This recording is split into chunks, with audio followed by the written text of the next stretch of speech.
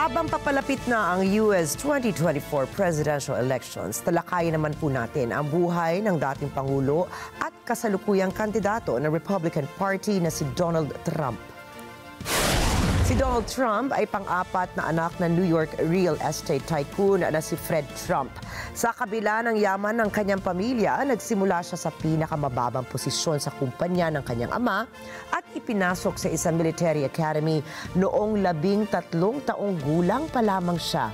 Matapos niyang makuha ang kanyang degree sa Wharton School ng University of Pennsylvania, siya ang naging paborito ng kanyang ama na magmana ng negosyo, lalo na nang magpa siyang maging piloto ang kanyang nakatatandang kapatid. Opisyal na nakinuha ni Donald Trump ang pamamahala ng kumpanya taong 1971, kung saan tinutok niya ang negosyo ng pamilya mula sa residential units patungo sa mga mararangyang mga proyekto katulad ng Trump Tower. Lalo pa siyang sumikat sa mundo ng entertainment.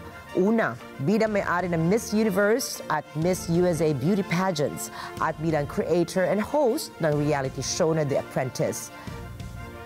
Sa isang panayam noong 1980, inilarawan ni Trump ang politika bilang isang mabagsik na mundo at sinabing ang pinakamahuhusay ay mas pinipiling manatili sa negosyo. Subalit, noong 1987, nagsimula na siya magpahiwatig ng interes sa pagtakbo bilang Pangulo at noong 2000 at 2012 ay muntik na ring tumakbo. Noong 2015 naman, nang opisyal na ihayag ni Trump ang kanyang kandidatura kung saan idineklara niya na patay na ang American Dream at nangakong ibabalik nito ng mas malaki at mas mahusay. Sa ilalim ng slogan na Make America Great Again, mabilis niyang tinalo ang mga karibal niya sa Republican Party upang makaharap si Democratic candidate Hillary Clinton. Sa huli, nagtagumpay si Trump at naging Pangulo ng Estados Unidos taong 2017. Naghatid ng drama at kontrobersya ang kanyang pamumuno.